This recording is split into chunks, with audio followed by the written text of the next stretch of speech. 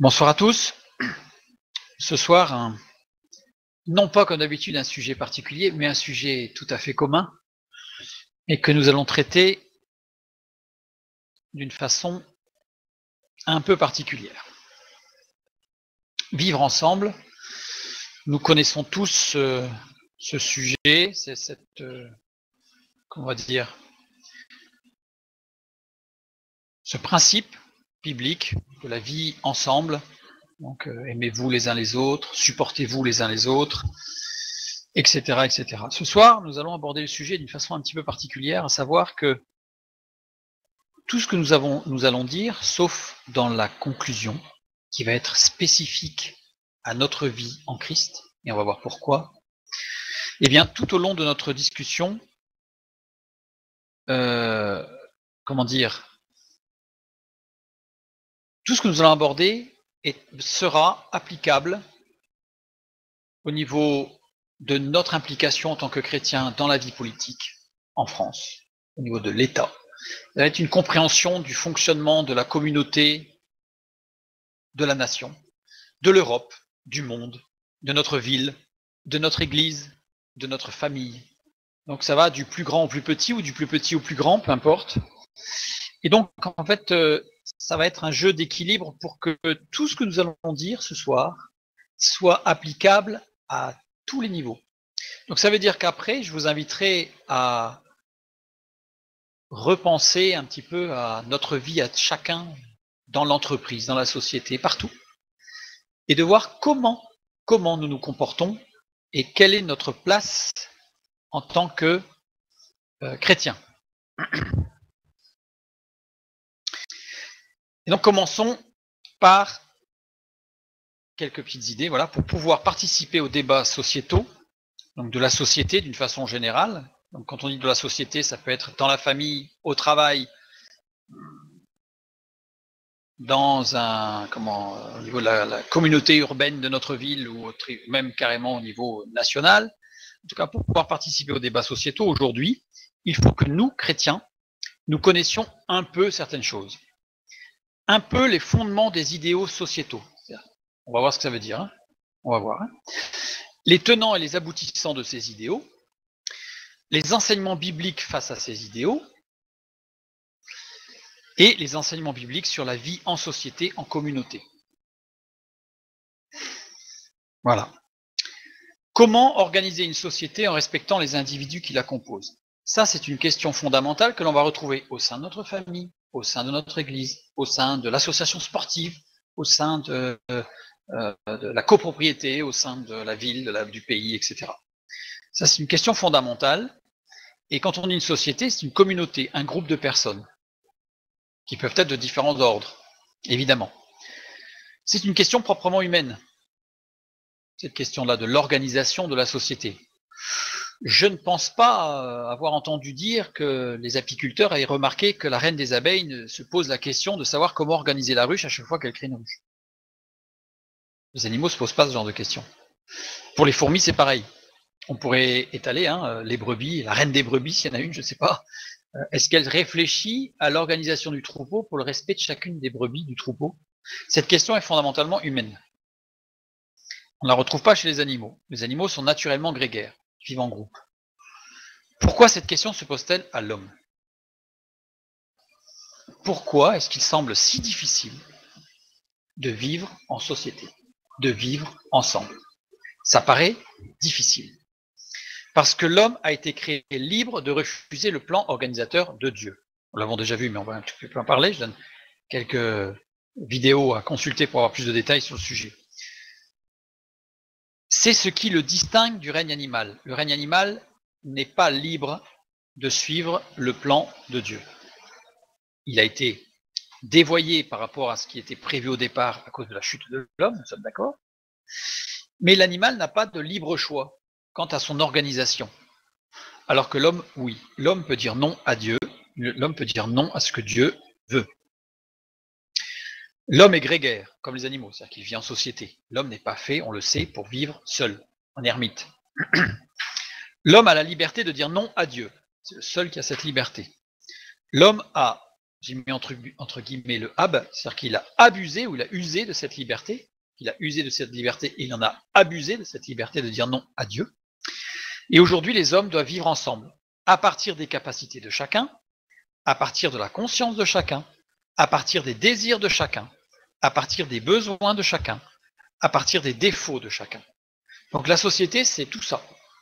La société, c'est pas exhaustif en plus. La société, c'est construire avec tout ça. Les défauts des uns et des autres, les désirs des uns et des autres, les capacités des uns et des autres, et tout cela, évidemment, ne sont pas les mêmes. Tout est différent. À partir de la nature plus ou moins régénérée de chacun. Petit aparté pour la vie dans l'Église. La vie dans l'Église, en fait, il y en a qui sont plus ou moins dans une marche avec le Seigneur, dans la sanctification, dans l'édification, dans la régénération. Et donc parfois, il faut quand même vivre avec ces personnes-là. Et sachant que parfois on peut considérer qu'eux ne sont pas régénérés, mais c'est peut-être nous qui avons un problème. Bref, dans tous les cas, il faut, entre guillemets, ce que l'on dit, il faut composer. Il faut composer avec tous. Et tout ça à partir de la liberté de chacun. Parce que ce n'est pas parce que quelqu'un a des capacités qu'il doit faire quelque chose en fonction de ses capacités. Ça paraît logique, mais il y a aussi la liberté de chacun. Ça, c'est un élément extrêmement important dans la vie en société. Être libre de faire ou de ne pas faire, de vouloir le faire ou de ne pas vouloir le faire, de vouloir être ou ne pas être avec les autres, de telle ou telle façon.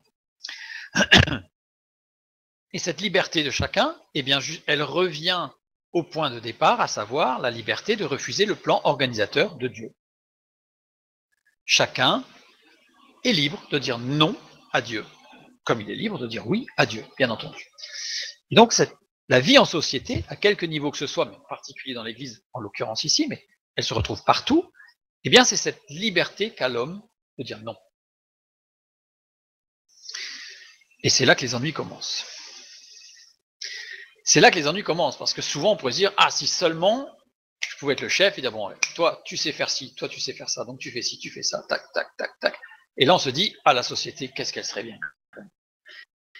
Souvent d'ailleurs, elle serait super bien, mais si nous on était les chefs, sinon elle serait peut-être moins bien. Mais bon, voilà, la vision de la société que l'on peut avoir, y compris dans l'Église, y compris dans l'Église. Donc aujourd'hui, les hommes doivent vivre ensemble et former un tout social, un ensemble le plus cohérent possible, sachant que Dieu nous invite, au travers, je fais tous ces petits apartés pour l'Église, mais dans l'Église à être extrêmement cohérent, puisque l'Église est le corps de Christ, on va en parler un petit peu après. Or, un corps qui n'est pas cohérent, c'est un corps qui ne vit pas, c'est un corps qui finit mal. Donc il faut forcément que ce corps soit cohérent. Donc le tout social doit être cohérent. Et la liberté, c'est un tout social qui doit prendre en compte les libertés individuelles. Et là, c'est là que le bas blesse. C'est là que ça grince un peu, et parfois que même les rouages se bloquent. À savoir, on forme un tout social, donc formant un tout social, les libertés individuelles doivent un petit peu s'émousser pour pouvoir quand même faire que les choses s'emboîtent et roulent bien. Ce problème existe depuis Abel et Caïn. C'est-à-dire très rapidement dans l'histoire de l'humanité, cette liberté individuelle et ce tout social. Genèse 4, 5 et 8, on voit que Abel et Caïn offrent un sacrifice. Celui d'Abel est agréé, pas celui de Caïn. Il y a une raison, évidemment. Et Caïn, qu'est-ce qu'il commence à faire? La liberté de chacun, là, ça commence un petit peu à le chatouiller. Il n'est pas content. Il est même très en colère et il va finir par tuer son frère. Donc on voit que la vie communautaire commence mal.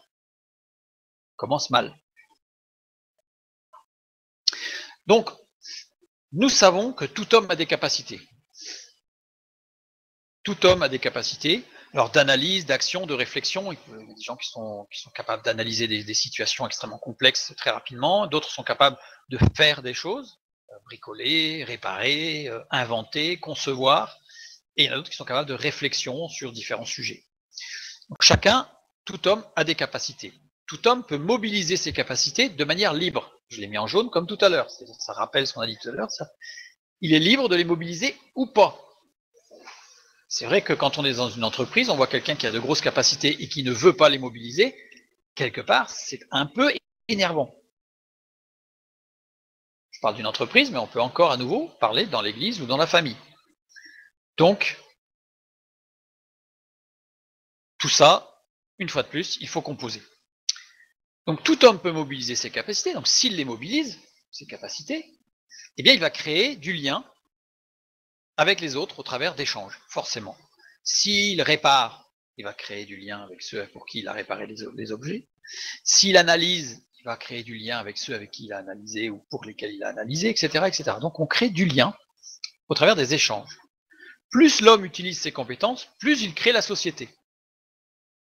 Plus il y a d'échanges, de liens qui se créent, qui se tissent dans tous les sens, et à ce moment-là, on crée une société dynamique. Comment organiser une société en respectant les individus qui la composent? Ça, c'est la question de départ, et on y revient. Tout ça, la théorie, on comprend, chacun est libre, tout ça, c'est des grandes théories, là, c'est de grandes réflexions, mais on se rend compte que d'un point de vue très pratique, très souvent, ça grince. La société des hommes propose deux réponses. Quand je dis la société des hommes, c'est la société humaine. On va parler de la parole de Dieu après. Et pour bien comprendre ce que propose la parole de Dieu, il faut bien comprendre ce que proposent les hommes. Et vous allez voir que c'est très très clair. Première chose, c'est une réponse individualiste. Et la deuxième est une réponse collectiviste. Alors, qu'est-ce que c'est que la réponse individualiste? La base fondamentale de la société, pour les individualistes, c'est l'individu. L'individu doit être respecté dans sa totalité, c'est l'individu qui fait la société. C'est à partir de l'individu que l'on construit la société. Tout homme a des aptitudes. La liberté de chacun n'est limitée que par la liberté des autres. On dit souvent, ma liberté s'arrête où celle de mon voisin commence. Si j'ai envie, parce que je suis très très fort en musique, je joue de la musique, j'aime beaucoup jouer de la musique, mais pour que mon talent s'épanouisse complètement, il faut que je joue très fort, vous voyez. Je joue très très fort, c'est comme ça, parce que j'entends pas bien. J'aime beaucoup la musique, mais j'entends pas bien. Là, on va me dire que je suis libre d'exercer mon talent sur la musique, mon goût pour la musique, mais je dois me limiter dans l'aspect sonore, parce que je dois respecter la liberté de mes voisins de dormir. Logique. C'est une présentation très négative de l'autre aux enfants que l'on fait souvent. Parce que, on va le détailler après, mais quand je dis ça, ça veut dire que je dis que l'autre est un obstacle à ma liberté.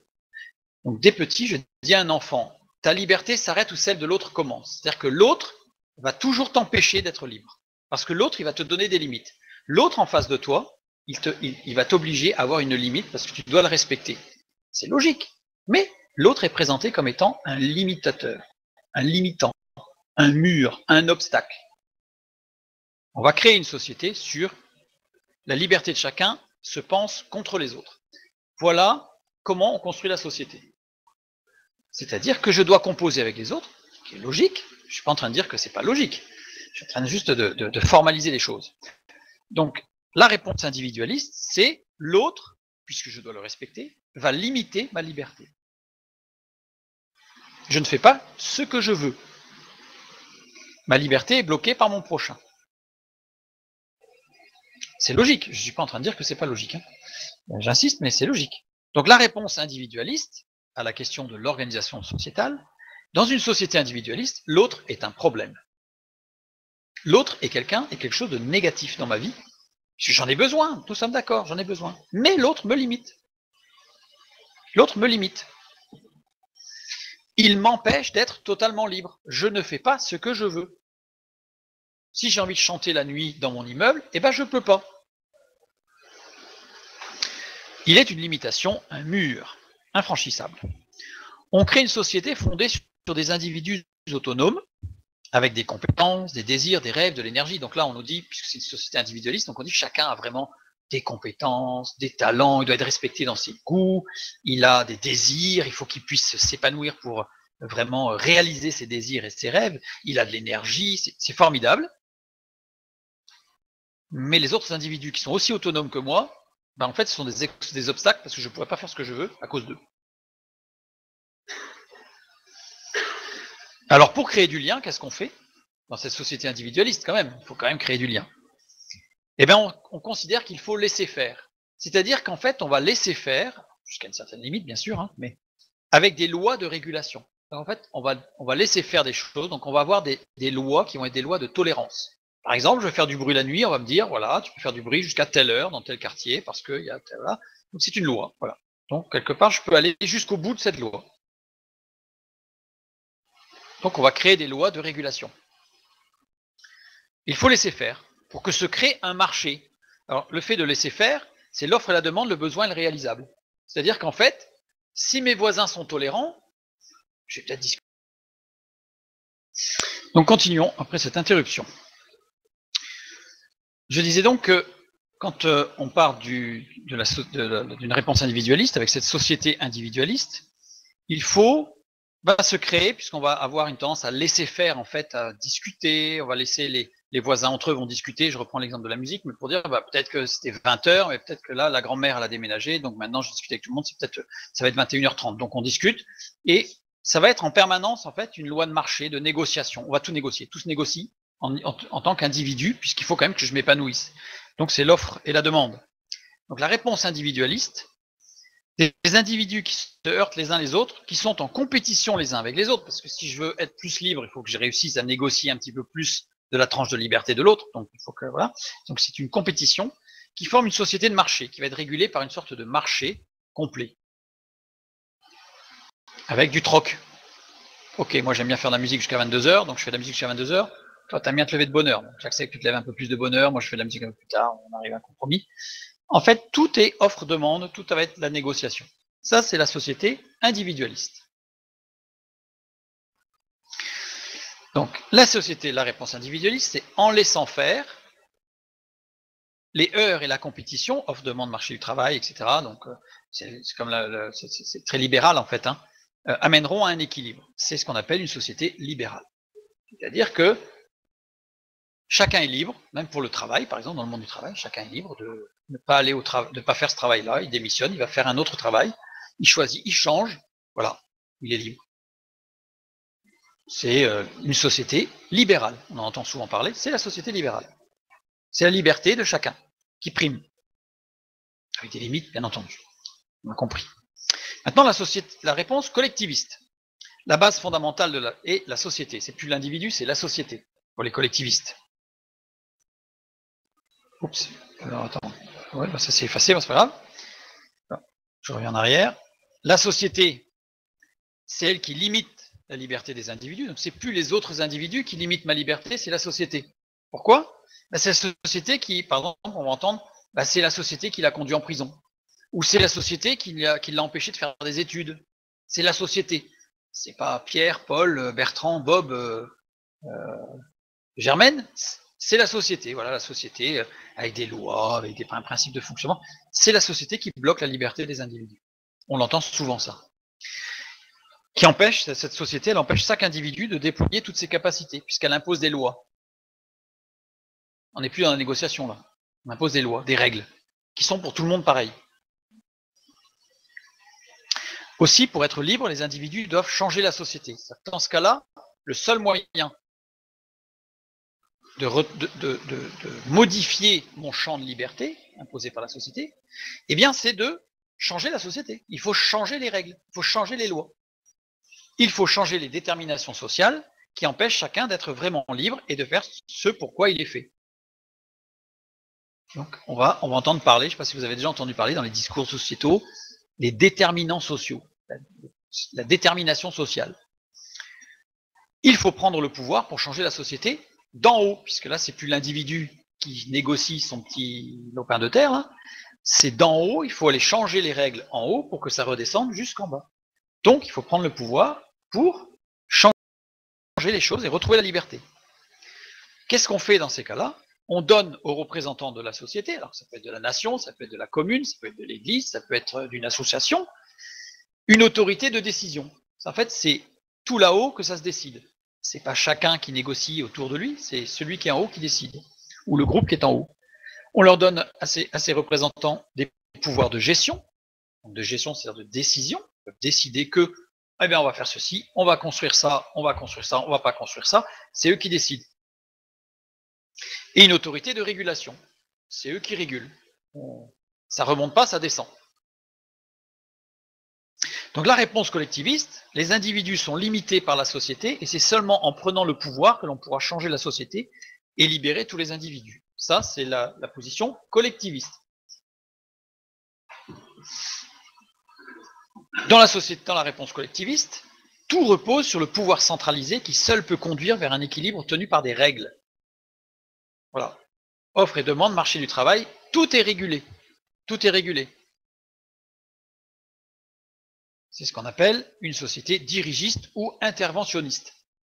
Alors, c'est sciemment que j'ai utilisé les termes société libérale et société dirigiste ou interventionniste, mais dans le fondement, je dirais, des idéaux sociétaux, ce que nous avons du côté gris, que je voulais faire en noir pour rappeler certaines choses que nous avons vues la semaine dernière, et l'autre du côté rouge, en fait, c'est ce qu'on appelle le libéralisme ou le capitalisme, l'individualiste. C'est-à-dire que la vision individualiste du monde, c'est du capitalisme ou du libéralisme. Et la vision collectiviste, c'est du socialisme ou du communisme. Voilà, je ne l'ai pas mis sur le diaporama, parce que si quelqu'un imprime le diaporama sans le commentaire, et que c'est écrit en gros socialiste et communiste, je ne suis pas sûr qu'ils comprennent bien pourquoi. Donc en tout cas là, on est sur les fondements même, je dirais, des deux grands courants politiques qui gèrent le monde depuis des dizaines d'années, voire des siècles, qui sont d'un côté le libéralisme capitaliste et d'un autre côté le communisme dirigiste, ou le socialisme qui est une application de l'idéologie communiste, application économique. Quelques exemples bibliques de ces deux fonctionnements sociétaux. Un premier exemple au niveau de la famille. 1 Roi chapitre 1 verset 6, nous lisons « Son père, David, ne lui, et là c'est son fils Adonijah, ne lui avait de sa vie fait un reproche, en lui disant « Pourquoi agis-tu ainsi ?» Laissez faire. Ça s'autorégule.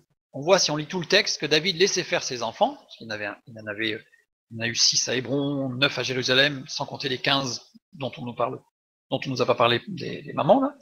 Donc il y en a eu beaucoup, et il laisse faire, et ça s'autorégule. Il dit, on laisse faire, et entre eux, les frères et sœurs, eh bien, ça va se réguler. C'est ce qui s'est passé, c'est pour ça que quand l'une des sœurs d'Absalom a été abusée, eh bien en fait, David, il a rien fait, il a laissé, c'est les frères qui ont tout géré.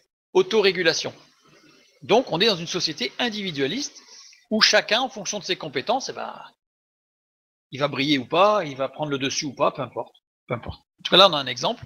Résultat, la famille de David s'est complètement divisée, ça a fini par des massacres entre eux, enfin c'est une catastrophe.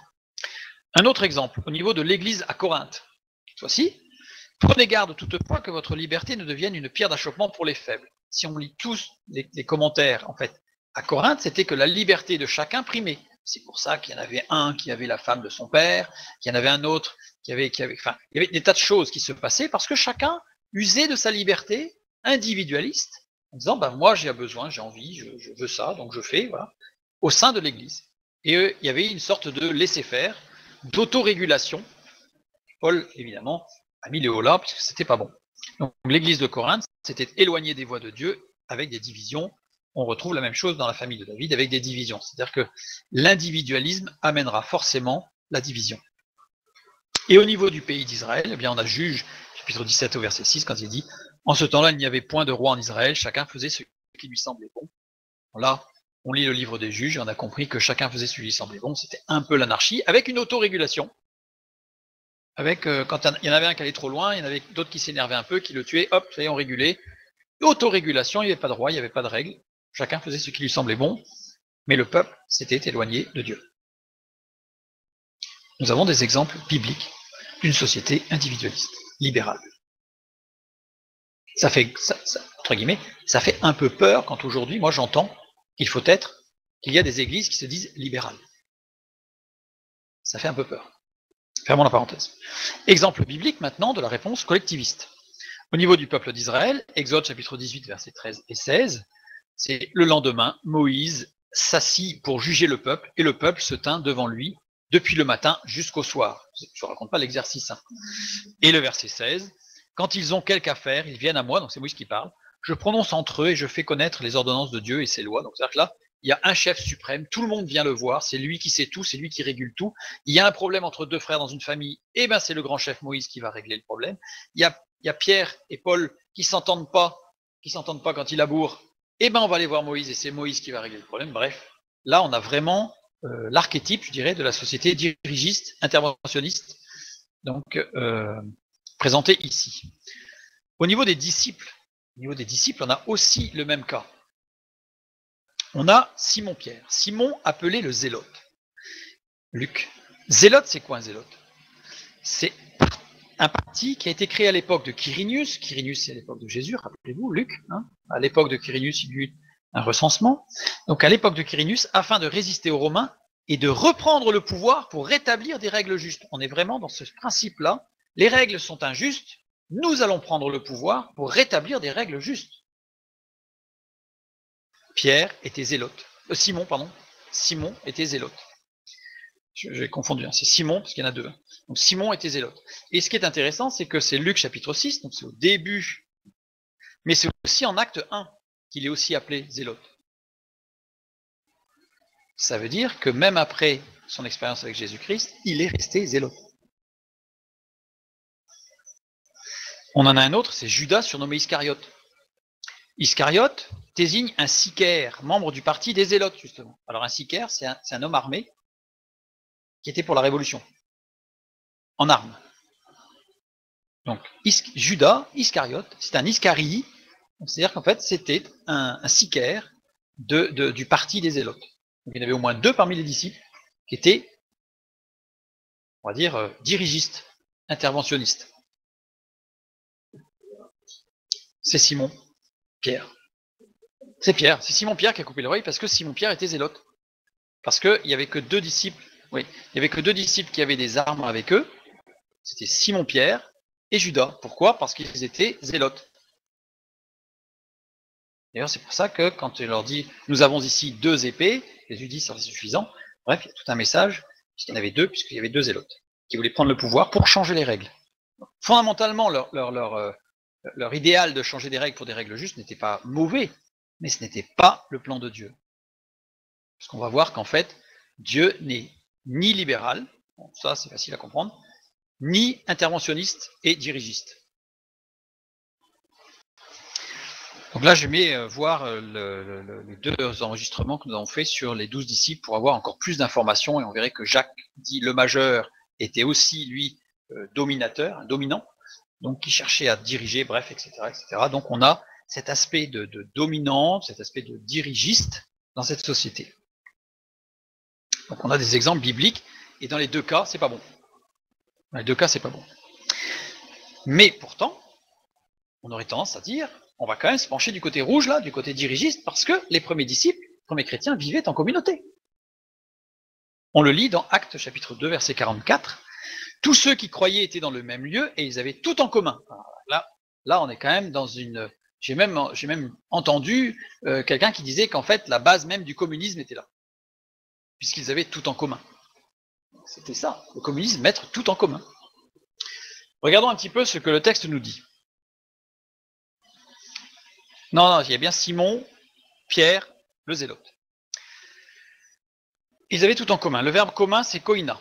Koina, qui désigne ce qui est profane, ce qui est non saint. Ça ne veut pas dire sale, mais c'est-à-dire ce qui n'est pas de la vie spirituelle, qui est profane. Désigne ce qui est commun à tous dans le quotidien. Ici, dans ce texte, il est au pluriel. Ce sont les choses communes. Il est décliné à l'accusatif.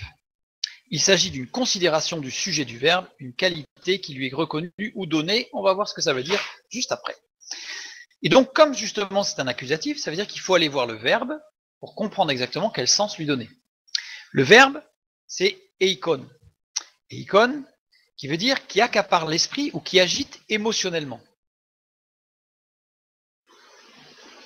Qui agace, qui énerve. Ça, c'est une agitation émotionnelle. Pas forcément positive, mais c'est une agitation émotionnelle. Eikon décrit des actions menées par ceux qui sont joints. Amour, amitié et relations professionnelles. Ce sont des relations où il y a du lien, où il y a du vivre ensemble. C'est-à-dire que ce terme désigne forcément qu'il y a des choses qui se déroulent entre plusieurs, avec une interaction. Il est conjugué à l'imparfait, ça veut dire que c'est une action continue, linéaire, répétée. Donc c'est quelque chose qui a été répété, c'est pas une fois. Comme dans le texte où on voit Ananias et Saphira qui viennent et qui apportent le prix du champ. Donc là, ils ont volé, puisqu'ils disent que c'est... Et d'autres ont apporté. Donc là, c'était une fois. Là. Ils ont vendu et ils ont apporté. Là, c'était récurrent. Avec en plus le mot koina qui donne de quelque chose dans le quotidien. Donc on voit bien que c'est quelque chose de quotidien. Et en fait, le sens par rapport à cette déclinaison et à cette phrase, ils participaient tous aux activités profanes. C'est-à-dire qu'en fait, tous mettaient la main à la pâte, tous faisaient le ménage, tous nettoyaient les toilettes, tous faisaient le repas, tous faisaient les courses s'il y en avait à faire pour l'alimentation, bref. Tous participaient, il n'y avait pas que un ou quelques-uns et pas les autres, tous participaient aux tâches profanes, aux tâches nécessaires d'une vie commune, même quand on est seul d'ailleurs, mais quand on est en plusieurs, forcément, ça, il y a plus d'activités. Avec, évidemment, un équilibre qui devait s'établir dans le respect des compétences et libertés de chacun, etc. J'ai fait en diminuant, et blabla, et blabla, et blabla, et blabla, et blabla. Évidemment, vous avez vu, hein, c'est rouge, hein, donc il faut respecter chacun. Voilà. Ça, c'est tout le blablabla. Bah, du coup, je l'ai mis en noir. Bah oui, parce que s'il faut respecter chaque individu, parce qu'on est dans l'église quand même, hein, donc tout le monde n'était pas obligé de faire le ménage. C'était une décision commune, d'accord, mais ils n'étaient pas tous obligés. Il y avait le respect de chacun. Il y en a peut-être certaines, je sais pas moi, qui avaient des ongles un peu plus longs et puis elles pouvaient plus difficilement faire certaines activités. J'en sais rien. Toujours est-il que ce texte nous montre qu'il ne s'agissait pas en réalité d'une vie communautaire, mais bien de quelque chose où chacun faisait parce qu'il fallait faire. Ce n'était pas très agréable. Dans la liberté de chacun, en fonction du respect de chacun. Ce n'est qu'après qu'il y eut une gestion restreinte des activités profanes. On voit bien que là, c'était pas bon. Pourquoi? Parce que juste après acte 6, qu'est-ce qu'on lit? Les 12 convoquèrent la multitude des disciples et dirent « Il n'est pas convenable que nous laissions la parole de Dieu pour servir au temps. » C'était pas bon. Donc, on change. Il n'est pas convenable. Convenable, arestos. Arestos, qui vient de aresco, qui signifie s'efforcer de s'accommoder des opinions, des désirs et des intérêts des uns des autres. Là, on voit c'était pas naturel. Le texte, le mot qui est employé ici montre que ce n'était pas naturel. C'était en s'efforcer de faire les choses dans le respect de chacun et blablabla, blablabla, évidemment. Verbe que l'on retrouve uniquement dans Acte 12.3. Il n'a employé que 2 fois ce verbe. Quand il est dit, voyant que cela était agréable aux Juifs, il fit encore arrêter Pierre. Ça a une connotation négative par rapport à la vie chrétienne. En fait, l'organisation qui s'était mise en place au départ dans Acte 2, 44 n'était pas bonne. Donc il a fallu la changer, Acte 6. Je reviens sur Acte 6.2, vraiment bien détaillé. Je reprends la phrase « Il n'est pas convenable que nous », puisqu'en fait, on a l'impression, quand c'est construit comme ça, que le « nous » est lié au verbe qui est ici. Or, dans le texte original, le « nous » est lié au début de la phrase. Je l'ai écrit ici, peu importe, mais c'est pour remettre dans l'ordre. Ça commence par une négation. Ensuite, le mot ici, c'est celui qu'on a vu tout à l'heure, hein, areston ici, puisqu'il est décliné. Et le verbe estin, verbe être, à la 3e personne du singulier, donc c'est pas nous. Et ensuite, il y a nous, décliné à l'accusatif, à nouveau. Elle, l'Église, n'est pas un effort d'accommodation des opinions, des idées et des intérêts individuels de chacun de nous. L'Église, ce n'est pas une agglomération de gens qui font des efforts pour se supporter les uns les autres, pour réussir quand même à vivre ensemble. C'est ce que veut dire ce texte. Ça veut dire que il n'est pas convenable que nous. C'est-à-dire qu'en fait, ça collait pas. Il y avait que des individualistes qui faisaient des efforts. Donc c'était bien, c'était quand même positif. Ils faisaient des efforts pour vivre les uns avec les autres, mais cette phrase telle qu'elle est tournée montre quelque chose de négatif. C'est pas ça la vie d'église. C'est pas ça la vie d'église. Continuons la phrase. Nous laissions la parole de Dieu. Kataleipo, quitter, laisser en dépassant. En fait, c'est la notion de laisser quelque chose parce qu'on dépasse, on va trop loin. Vous voyez? Ou par exemple, si on va trop loin, la ligne d'arrivée d'une course, c'est ce mot qu'on emploie, parce qu'on a dépassé la ligne. On est arrivé, on a dépassé la ligne. Par l'élan, pris par l'élan, on a dépassé la ligne. Si vous arrivez à voir quelqu'un qui court le 100 mètres à fond et qui s'arrête juste sur la ligne, c'est qu'il n'était pas vraiment à fond. Donc par l'élan, il traverse, il dépasse. Ce verbe désigne que dans l'élan, bien en fait, dans l'élan, on a quitté la parole de Dieu. Pris par l'élan. Donc l'organisation libérale, c'est-à-dire que les individus, avec leurs compétences, même s'ils font des efforts pour s'agglomérer les uns aux autres et pour réussir quand même à faire une église qui tienne à peu près la route, c'est pas biblique. Ils sont pris par l'élan. Les disciples venaient d'une organisation religieuse dirigiste et interventionniste. Les disciples, avant Christ, c'était le judaïsme. Très, très dirigiste, très réglementé. On est dans une société où tout est régulé par des lois. Tout. Jusqu'à la manière de manger, la fourchette, le couteau, tout est régulé par des lois. Donc là, on a quelque chose de dirigiste. Et la parole de Dieu nous dit que ils ont quitté et ils sont allés trop loin. Dans le dirigisme, on va dire. Dans la vie communautaire. Dans le communautarisme. Donc l'organisation religieuse dirigiste, interventionniste, n'était pas bonne. En fait, on se rend compte dans ce texte qu'il y a eu un effet, une sorte d'effet de balancier, c'est qu'ils sont partis d'un judaïsme extrêmement rigoureux, dirigiste, et il y a eu comme un balancier et ils sont montés trop haut de l'autre côté, individualiste. Ça veut dire que ce que Dieu veut, c'est quelque chose qui se trouve entre les deux. C'est ça que je voulais montrer par ce texte, sans l'étudier vraiment à fond, mais il faut bien souligner que ce que Dieu veut, c'est quelque chose qui se trouve entre les deux. Le vivre ensemble est un équilibre. Ce n'est pas une structure rigide dans laquelle il faut se plier, être soumis, être déterminé par des lois et on applique, point barre, on n'a rien à dire. Ce n'est pas non plus une recherche d'individualisme où chacun doit être reconnu pour ses grandes compétences. Dans la société, nous avons vu qu'il y a le libéralisme et le dirigisme interventionnisme. Et dans notre société humaine, malheureusement bien souvent dans les églises, on y trouve ça. Une sorte de tir à la corde avec ceux qui vont être dirigistes et ceux qui vont être libéraux. Voilà. Alors certains vont me dire, l'idéal c'est d'arriver à un équilibre. Pas vraiment. Là ici je l'ai mis libéralisme et capitalisme.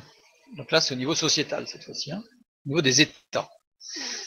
Donc on a le communisme socialisme qui est dirigiste. Donc on a une vision collectiviste et une vision individualiste. Le dirigisme, au niveau de la société, du monde, a été en forte croissance jusqu'à la fin des années 80. C'est que ça a commencé, on va dire, début 20e siècle, même un peu avant, et puis c'est monté jusqu'à la fin des années 80, où là c'était l'apogée du communisme-socialisme dans le monde. Et le libéralisme connaît une forte croissance depuis la fin des années 80. C'est logique. À partir du moment où le dirigisme s'effondre, le libéralisme remonte. Donc ça, c'est au niveau de la société, d'une façon générale. Et les deux visions sont en crise aujourd'hui. Aujourd'hui, ces deux visions-là, individualistes et collectivistes, sont en crise. Alors quand je dis sont en crise, on va voir que ça veut dire qu'en fait, ils connaissent une mutation, connaissent des difficultés, parce que le mot crise est très péjoratif. Parce que la société change. Aujourd'hui, la société, elle change, et elle change vite. Pour trois raisons concrètes. De façon très concrète, on va voir pourquoi la société change. D'abord, il y a la globalisation. On entend souvent parler de la globalisation par-ci, la globalisation par-là. Qu'est-ce que ça change, la globalisation, concrètement? Certains vont vous dire rien. Pas tout à fait. Les pouvoirs locaux, nationaux explosent. Les marchés se créent au niveau global. C'est-à-dire que, il y a encore 50 ans, les marchés, ça restait des marchés, entre guillemets, à taille humaine. Ou à taille d'une société, même d'une grosse société. Aujourd'hui, il y a des marchés qui sont mondiaux, qui explosent complètement. Donc la globalisation, pardon, les marchés se créent au niveau global. C'est des marchés immenses. Niveau global, une régulation dirigiste au niveau mondial est impossible. Au niveau mondial, on ne peut pas créer des lois mondiales pour que ça puisse se réguler. Sauf via un gouvernement mondial. Évidemment, avec un dirigeant interventionniste mondial. L'Antichrist. C'est pour ça que nous avons vu, je fais une petite parenthèse, mais nous avons vu la semaine dernière, par rapport à l'Apocalypse, que l'Apocalypse nous dit que l'Antichrist sortira du mouvement socialiste communiste. Ça paraît logique, mais la Bible l'affirme. Il paraît logique, ça ne peut pas être un individualiste, ça ne peut être qu'un dirigiste, forcément. Donc forcément issu de ce qui est à droite sur l'écran. Ça, c'est ce que nous dit la parole dans l'Apocalypse et dans les récits de l'Ancien Testament. Et donc le fait que les marchés se créent au niveau mondial, eh bien les marchés sont tellement énormes qu'un individu ne peut plus faire face. Donc c'est-à-dire que l'individualisme ne fonctionne plus. On a beau être super fort, super fort, ultra super fort, on ne peut pas. Il y a des marchés mondiaux, on ne peut pas, en tant qu'individu, même en tant que société, supporter seul le poids de ce marché. Donc forcément, il faut arriver à... On ne peut pas rester individualiste, parce que là, au niveau mondial, c'est pas possible. Et l'interventionnisme ou le dirigisme n'est pas possible, puisqu'il n'y a pas de loi qui régule ça, en tout cas pour l'instant. Donc toute la société devient régulée par les marchés. C'est les marchés qui régulent la société. Ce ne sont plus les individus ni les collectivités. Ce sont les marchés. Donc la globalisation amène une régulation par les marchés. Le deuxième point, deuxième raison pour laquelle la société change, c'est le développement de l'économie numérique. Alors là encore, on va me dire, bon voilà, ça ne change rien, hein, Internet et tout. Regardons d'un peu plus près. L'économie numérique. C'est une réelle modification des interconnexions entre les gens. Avant qu'il y ait Internet, les gens communiquaient entre eux, je dirais, le plus souvent directement, même si c'est par téléphone, mais directement. L'économie numérique crée des relations nouvelles entre les individus. Il y a des réseaux, alors il y a des réseaux intranet, il y a des réseaux internet, puis il y en a d'autres réseaux, on peut passer par des chats, des forums, toutes sortes de réseaux qui font que ça crée des interconnexions partout, et ça crée de nouvelles relations individuelles. Crée des capacités nouvelles entre les individus, puisqu'il peut y avoir de la fédération, on peut fédérer certaines compétences, et du coup, on va obtenir une certaine compétence d'un côté. Et ces capacités nouvelles échappent au marché, puisqu'elles ne sont pas liées à des échanges de marchandises. Donc ça échappe au marché. Internet est l'espace économique en plus forte croissance aujourd'hui. Et Internet échappe au marché, complètement. Aujourd'hui, si vous voulez acheter une petite voiture pour faire un cadeau à un petit garçon, vous pouvez le commander à Shanghai, à Hong Kong, à Los Angeles, en 3 clics. Au même titre que vous pouvez le commander au marchand qui est au bout de la rue, en 3 clics aussi. Donc les interconnexions changent complètement. 90% des informations sont aujourd'hui accessibles gratuitement sur le net. Il y a 50 ans, ce n'était pas le cas. Il y a 50 ans, il fallait des encyclopédies, il fallait acheter, il y avait des CD-ROM de connaissances qui se vendaient. C'était top ça. Mais sinon, c'était des livres, encyclopédies. Il fallait aller dans une bibliothèque, enfin bref. Aujourd'hui, on a accès à 90% de l'information, aujourd'hui, est accessible sur le net. On dit qu'aujourd'hui, on a, sur l'histoire de l'humanité, la production d'informations depuis que l'homme existe jusqu'à aujourd'hui, on la double tous les 2 jours. Vous imaginez l'information qui circule? C'est colossal. C'est colossal. Remise en cause dans les entreprises, c'est-à-dire que ce qui était payant est maintenant accessible sur le net. Vous avez beaucoup de choses, avant c'était payant. Aujourd'hui, tout est accessible sur Internet. Vous vouliez avoir des recettes sympathiques des grands-mères, de nos chères grands-mères, vous achetiez un livre. Aujourd'hui, vous tapez sur Marmiton, toc, toc, toc, toc, vous avez toutes les recettes que vous voulez. Donc il y a tout un tissu économique soit qu'il s'effondre, soit qu'il faut changer. On a l'industrie du CD-ROM, de la musique. Je ne sais pas si j'en parle après, je ne sais plus, mais c'est la même chose. Quand vous vouliez de la musique, vous achetiez un CD, une cassette, un vinyle à l'époque. Aujourd'hui, c'est télécharge. Alors, il y en a plein qui crient, ah là là, mais les artistes, il faut qu'ils soient payés. Ça. Je ne dis pas que ce débat n'est pas juste, mais en tout cas, les faits sont là, ça change. Donc l'économie change. L'économie du disque, je l'ai mise ici. Donc ici, les relations nouvelles entre les individus, des capacités nouvelles entre les individus, ça échappe complètement au dirigisme. C'est-à-dire que la société qui régulait tout par des lois, bien là, ça lui échappe complètement. Ça lui échappe complètement. Et ça échappe au marché. Donc les individualistes, ils n'y arrivent plus.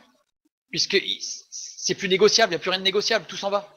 Tous les jours, vous avez des gens qui mettent des idées géniales, des recettes, ils ont découvert ceci, ils ont découvert ça, ils les mettent sur le net. Tout est accessible, tout. Vous voulez réparer maintenant une pièce cassée sur votre appareil, sur votre voiture, n'importe quoi, vous tapez sur Internet, vous avez des forums, vous avez des vidéos explicatives, vous avez tout. Puis à la limite, vous avez même en plus le lien qui vous permet d'acheter la pièce pas chère, enfin, et tout. Donc l'économie numérique modifie considérablement le schéma des marchés. Donc l'économie numérique amène une réelle modification des interconnexions entre les gens.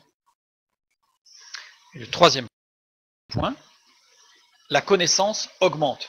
Alors elle est liée, je dirais, aux deux autres, hein, mais la connaissance augmente. On voit ça dans Daniel 12.4 d'ailleurs, c'est intéressant. C'est le livre jusqu'au temps de la fin, on en a déjà parlé de cette partie-là. Plusieurs alors le liront et la connaissance augmentera. Ce mot connaissance a une particularité, puisque c'est adaat, qui ne se retrouve que 2 fois dans la parole de Dieu et qui ne concerne que la connaissance qui éloigne de Dieu. Voilà.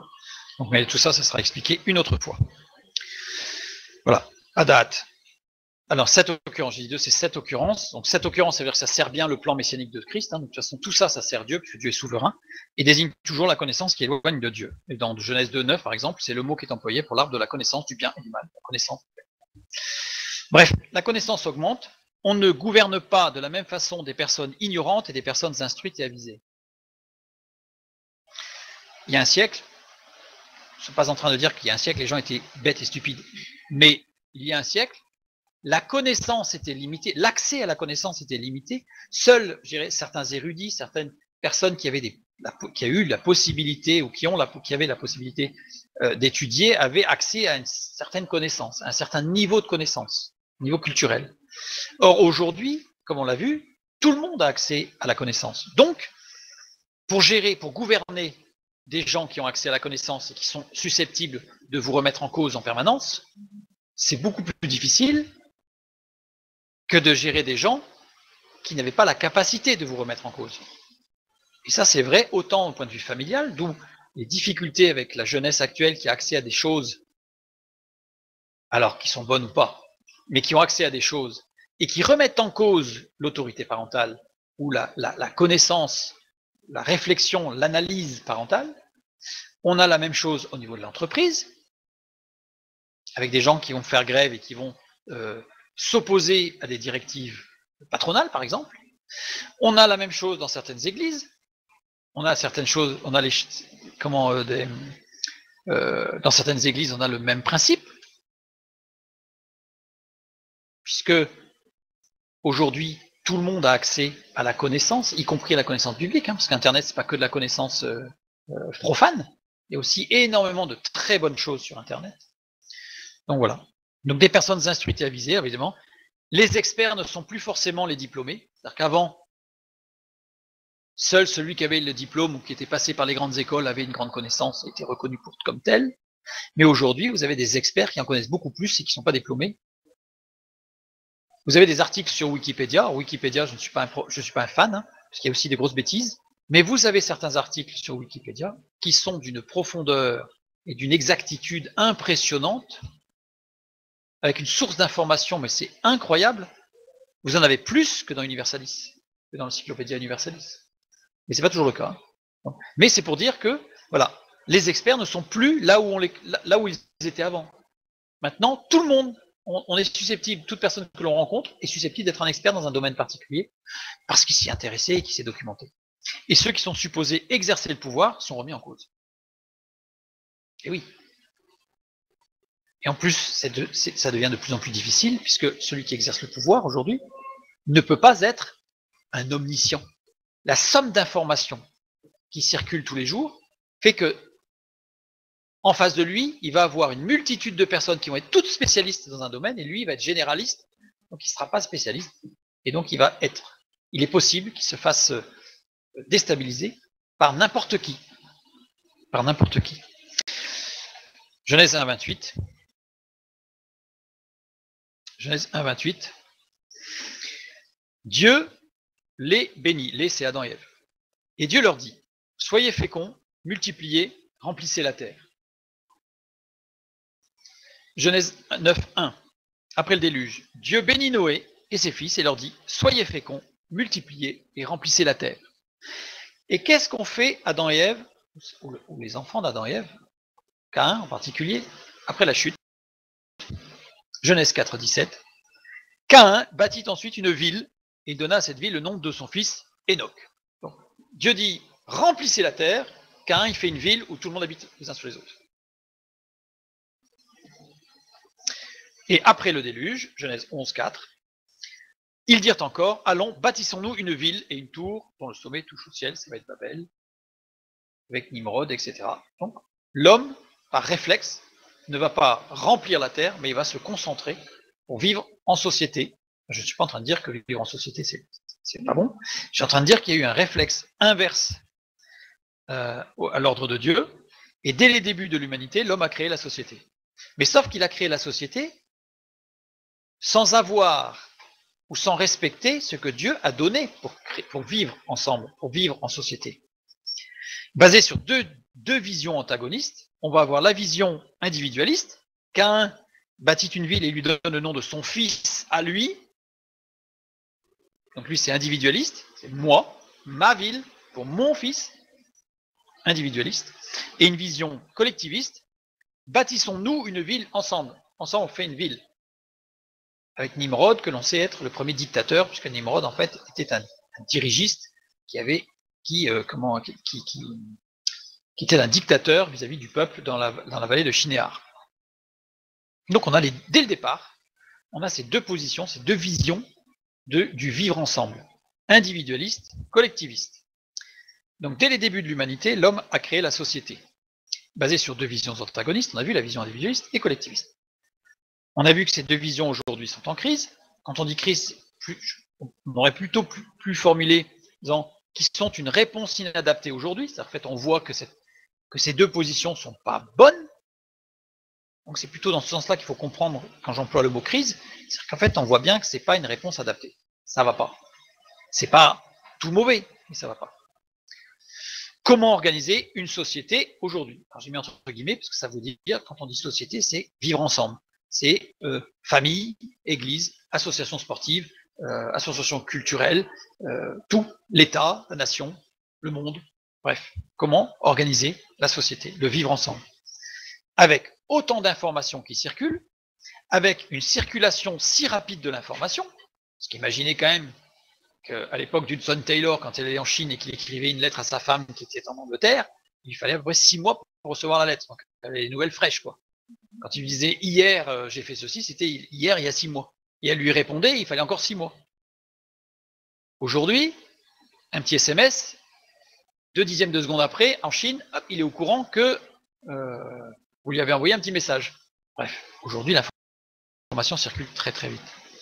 Avec un accès aussi facile à l'information. Tout ça, ça se cumule. Hein. Comment faire aujourd'hui? Comment faire? Oui, avec un décalage de 6 heures pour la Chine, d'accord. Mais ça va quand même être 0,2 de seconde après, si les réseaux ne sont pas encombrés. Si on n'est pas le 31-12. Alors, toute cette information circulante va permettre de créer une multitude de communautés. Vous avez des communautés de ceux qui aiment beaucoup les chats, de ceux qui aiment beaucoup les poissons rouges, de ceux qui aiment beaucoup les tortues, de ceux qui aiment beaucoup les voitures tuning, de ceux qui préfèrent les skateboards. Bref, vous avez des communautés de partout. Ils s'en créent en permanence. Et non seulement ils se créent des communautés, mais vous pouvez intégrer une communauté en 3 clics. C'est-à-dire que tout d'un coup, paf, vous êtes dans une communauté. Alors qu'il y a 50 ans, faire partie d'une communauté, ça voulait dire s'inscrire, montrer un peu patte blanche. Il y avait une sorte de période probatoire. Alors, ça va dépendre du temps, du type d'association, mais tout ça, c'était un ensemble en fait qui fonctionnait assez lentement. Aujourd'hui, tout va très vite. En 3 clics, ça y est, je fais partie de la communauté de ceux qui raffolent les poissons rouges, qui remuent la queue. Je peux aussi quitter la communauté aussi vite, en 2 clics aussi. Donc ça veut dire qu'en fait, la notion d'appartenance devient quelque chose de très léger. Avant, on appartenait à une communauté, et d'ailleurs on revendiquait d'appartenir, on montrait l'écusson, on montrait quelque chose. Aujourd'hui, tout va vite. Ça existe encore, mais on voit bien que ça évolue, et que c'est de plus en plus rapide, et que les choses évoluent très vite. Très vite. Et une fois de plus, ces communautés-là, elles échappent aux lois du marché. Elles sont complètement irrégulées et irrégulables. La preuve, c'est que quand on vous dit ah oui, mais là c'est une arnaque, mais c'était en Irlande parce qu'ils sont passés par Hong Kong et puis du Japon, il y avait un serveur qui était en Australie et de l'Australie c'était au Mexique. C'est ingérable. Avec des lois qui sont différentes partout, bref, ingérable. Donc quand on dit une société, aujourd'hui, au travers de ces communautés, on nous dit que ce sont des communautés virtuelles. Et voilà, il y a des communautés, mais alors certains vont dire non mais rassurez-vous, ce sont des communautés virtuelles. Ce ne sont pas de vraies communautés, ce sont des communautés virtuelles. Virtuelles donne l'impression qu'il n'y a rien de concret. C'est faux. C'est faux. Parce que ces communautés virtuelles, elles ont des contacts réels. Donc on essaye de nous faire dire mais non, c'est pas trop grave, c'est virtuel tout ça, c'est virtuel, c'est comme un hologramme, c'est bon, vous passez la main à travers, il n'y a plus rien. Pas du tout. Il y a des contacts qui sont réels, des échanges qui sont réels. Puisque même entre eux, ils peuvent s'échanger des informations, mais ils peuvent aussi s'échanger des documents ou des pièces, si c'est des fous de tuning de voiture, je ne sais pas quoi. Et après, ils peuvent faire fonctionner la poste ou des transporteurs, etc. Bref, il y a des échanges qui sont réels. Donc cette communauté que l'on appelle virtuelle n'est pas si virtuelle que ça. Elle est virtuelle dans ses statuts, mais elle est concrète dans ses échanges, dans les interactions. C'est très important ça. Et ça, c'est au niveau mondial. Parce que ma petite communauté de ceux qui aiment les poissons rouges qui remuent la queue, il y a des gens des États-Unis, du Canada, de l'Australie, des Chinois, enfin, tout le monde. Donc ça veut dire que cette petite communauté, elle est sur toute la planète. C'est ingérable. C'est ingérable. Mais en réalité, il s'agit de la définition de l'Église corps de Christ, quelque part. Chaque église locale, c'est une communauté qui fait partie de l'ensemble de... C'est un corps. Donc chaque église locale fait partie de l'ensemble de la communauté chrétienne du corps de Christ. Et moi-même, je suis un membre du corps de Christ. Donc si je suis dans une église locale, alors je fais partie de cette église locale, qui elle-même fait partie d'un ensemble.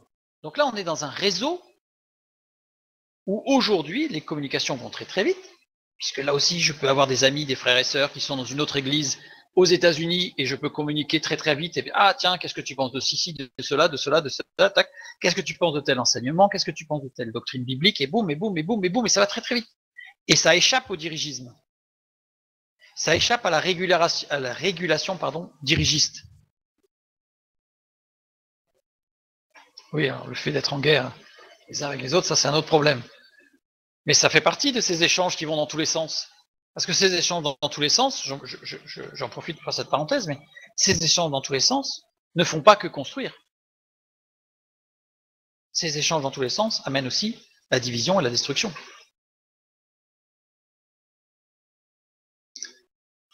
Chaque chrétien est un membre d'une église, avec un petit E, donc l'église locale, qui est une partie interactive de l'église avec un grand E. Et il doit y avoir des interconnexions entre les églises locales, le corps de Christ, tout ça c'est un ensemble vivant, mondial.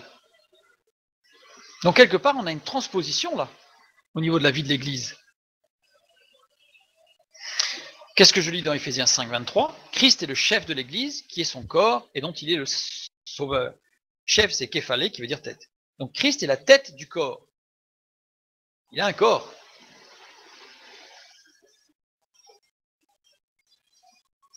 L'Église locale, corps de Christ, est parfois en compétition avec des églises d'ailleurs. C'est dramatique, ça. Alors des compétitions, il peut y en avoir de tout ordre. Hein. Mais parfois. Chaque membre de l'église locale fait partie de son église, mais aussi de l'église avec un faute. Et donc, au titre faisant partie de l'église avec un grand E, eh ben, il y a il peut lui interconnecter avec d'autres églises locales, etc. Donc ça va dans tous les sens et très très vite. L'église locale gère ses projets locaux, mais peut ou doit s'intégrer dans des projets régionaux, nationaux, internationaux. Voilà. Il y a toutes sortes d'interconnexions qui se créent aussi au niveau de l'Église, où l'Église n'est plus, il y a 50 ans, un siècle, l'Église était très locale, avec peut-être des connexions avec les églises autour, mais ça n'allait pas très très loin, vous voyez. Ou alors ça prenait du temps. Aujourd'hui, il y a des interconnexions qui vont partout, avec en plus des visioconférences, avec toutes sortes de choses. Je ne suis pas en train de dire que c'est mauvais, hein. Je suis en train de faire un constat. Un constat. Donc, cette Église, elle a des échanges virtuels et des échanges spirituels. On pourrait dire, c'est un peu pareil, mais il n'y a rien de concret. Si. Des échanges d'informations, des échanges doctrinaux, des échanges... Alors ça peut être positif comme ça peut être négatif. Ça peut remettre en cause certaines choses qui sont dans l'église locale, à juste titre ou pas. Bref, c'est une sorte de difficulté supplémentaire, ou complémentaire, je ne sais pas, dans la gestion du vivre ensemble. Parce que moi, je ne suis pas tout à fait d'accord avec toi. Alors j'ai tapé sur Internet et j'ai vu que dans une église en Ontario, derrière, dans la forêt, ils sont que 5 membres, d'accord. Mais ils disent comme moi. Et là, c'est parti.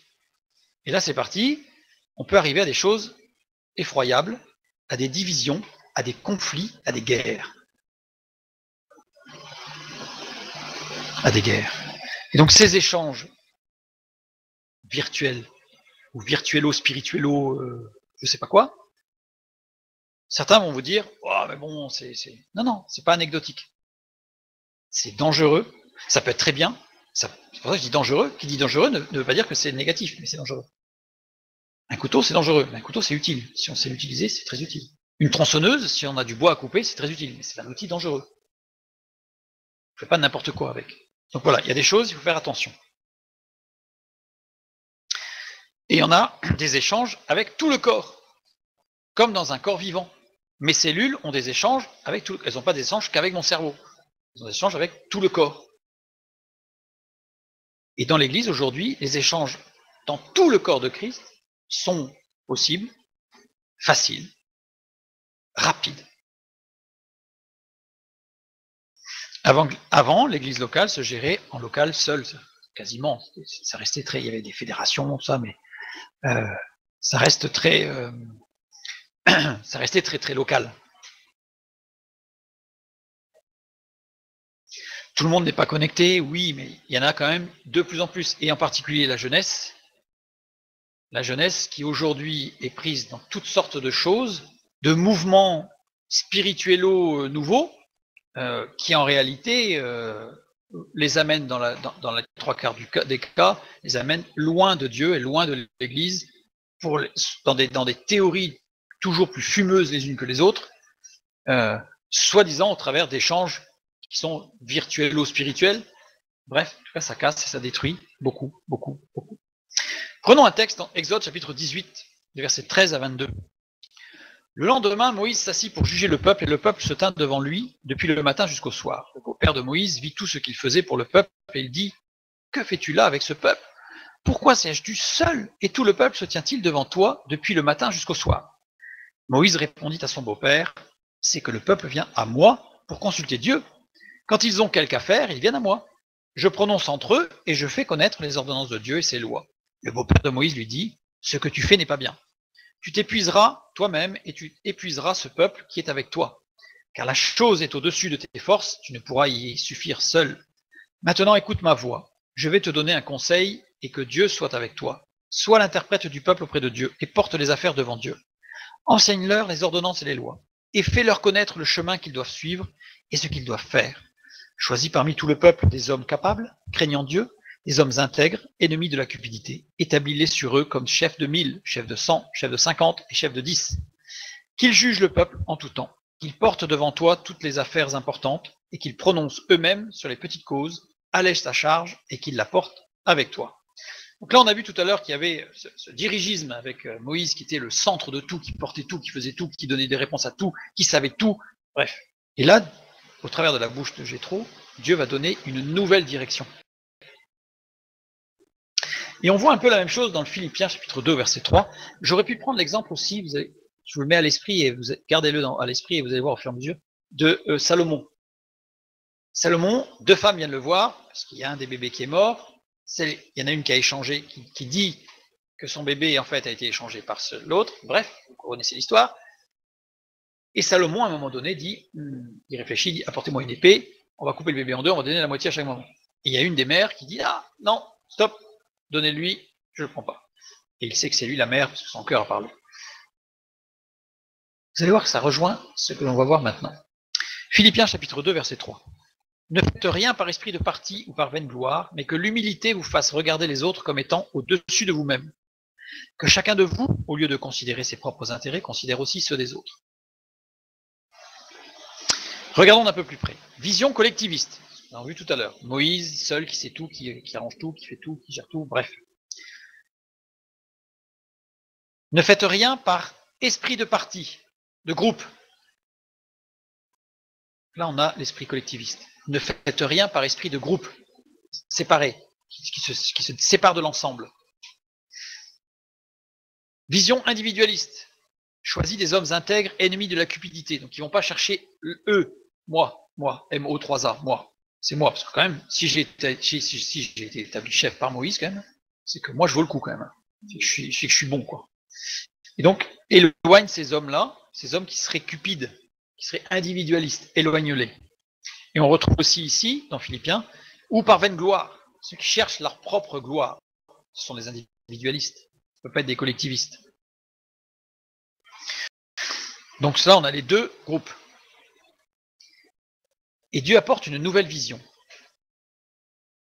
Une nouvelle vision, avec ici, établir des chefs de 1000, des chefs de 100, des chefs de 50, des chefs de 10. Et on retrouve cette nouvelle vision, dans le Philippiens, que l'humilité vous fasse regarder les autres comme étant au-dessus de vous-même, que chacun de vous, au lieu de considérer ses propres intérêts, considère aussi. Il est important ce mot aussi, ceux des autres. C'est pas écrit, considère ceux des autres, considère aussi ceux des autres. On considère les siens et ceux des autres. Donc là, on a une nouvelle vision qui s'appelle, attention, qui s'appelle comment? La subsidiarité. La subsidiarité. Vous allez voir que c'est important, parce que vous allez bientôt voir apparaître dans le monde politique qui vont vous parler. Vous allez voir pourquoi. La subsidiarité. Parlons de la subsidiarité, ce que Dieu établit. Définition de la subsidiarité.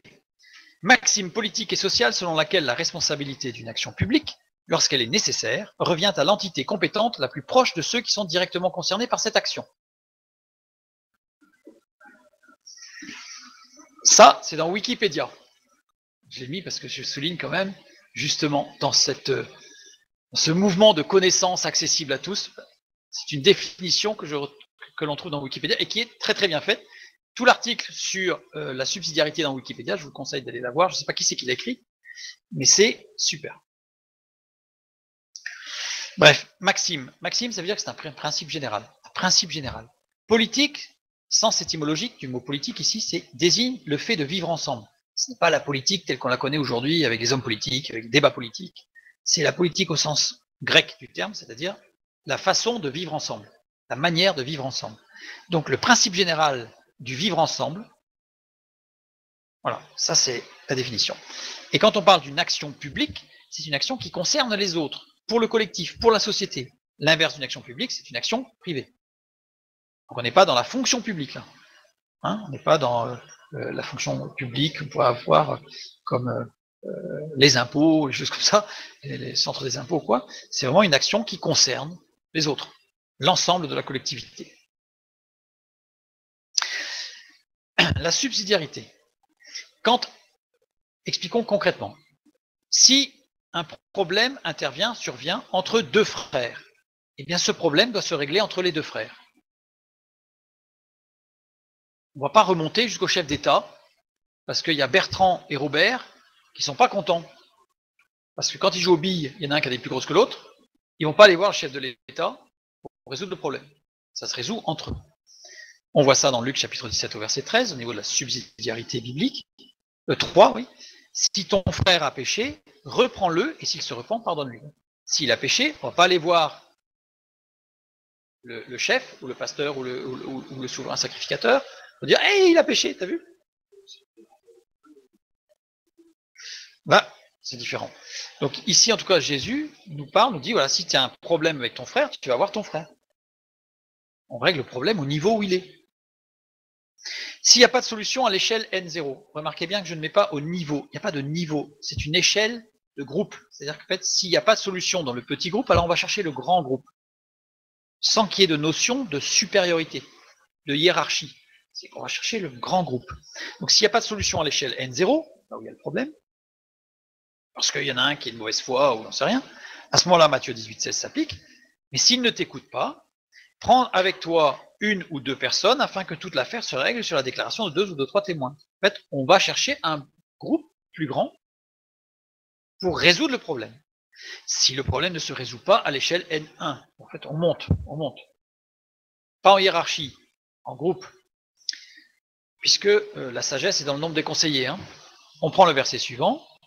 S'il refuse de les écouter, dis-le à l'église. Là, on monte. Mais c'est pas parce qu'il y a une hiérarchie. C'est parce que là, il y a du groupe. Et la sagesse, le bon sens, vient dans le grand nombre des conseillers. Donc, à partir du moment où on augmente le nombre de conseillers, on peut réussir à résoudre un problème, à dénouer un nœud. La parole de Dieu nous parle d'un problème entre deux frères anciens. Donc, deux frères anciens, ça veut dire qu'on est non pas hiérarchiquement au-dessus, mais qu'on est sur l'ensemble. S'ils sont nommés comme étant anciens, c'est que le problème, il est ecclésial, dans l'Église. 2 Timothée 5, 19 et 20 s'applique. Ne reçoit point d'accusation contre un ancien si ce n'est sur la déposition de 2 ou de 3 témoins. Ça veut dire que si on est à un niveau de groupe donné, on ne va pas résoudre le problème avec un groupe plus petit. Si le problème est au niveau de l'Église, on le gère dans l'Église. Si le problème est au niveau de l'Église, on ne gère pas le problème avec 2 ou 3 frères. Si le problème est dans l'Église, on le gère dans l'Église. Ceux qui pêchent, reprends-les devant tous, afin que les autres aussi éprouvent de la crainte. C'est-à-dire que si c'est au niveau de l'Église, c'est au niveau de l'Église qu'on gère le problème. Si c'est au niveau individuel, on le gère au niveau individuel. Si c'est un petit groupe, si c'est un petit groupe de maison par exemple, on va le gérer au niveau du petit groupe de maison. Chaque problème se règle au niveau du groupe concerné. Ça, c'est la subsidiarité. Le problème se règle à l'échelle où il se pose, voire à l'échelle N+1. Du groupe. J'insiste, ce n'est pas un niveau hiérarchique, c'est du groupe. Et on retrouve ça dans Exode 18, quand on a lu tout à l'heure, avec ces hommes-là, en fait, c'était pas une hiérarchie, c'était qu'on montait en groupe. En fait, on montait, je dirais, en puissance, on montait en nombre de conseillers, on va dire, pour régler les problèmes quand on montait. C'est-à-dire que si le problème était juste local entre deux personnes, eh bien ça se traitait au niveau local entre les deux personnes. La subsidiarité vient du latin subsidiari, qui veut dire troupe de réserve. Et ce mot, subsidiari, vient du latin subsidium. Subsidium, qui veut dire réserve, recours, appui. En fait, ce terme désignait quand une troupe avait besoin de renfort pour résoudre le problème qui, en l'occurrence là, était la bataille, eh bien, il faisait appel à cette troupe de renfort.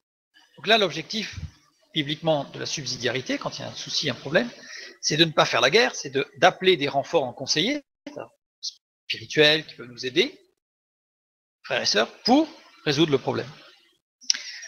La subsidiarité implique un double mouvement. Un double mouvement de non-intervention, subsidiarité, ça veut dire qu'on laisse régler le problème au niveau où il est et on n'intervient pas, et un mouvement de capacité d'intervention, ce qu'on appelle la suppléance. On va expliquer. Nous avons vu qu'il y avait la vision individualiste, que le plus fort gagne. L'individualiste, c'est ça, c'est que le plus fort gagne.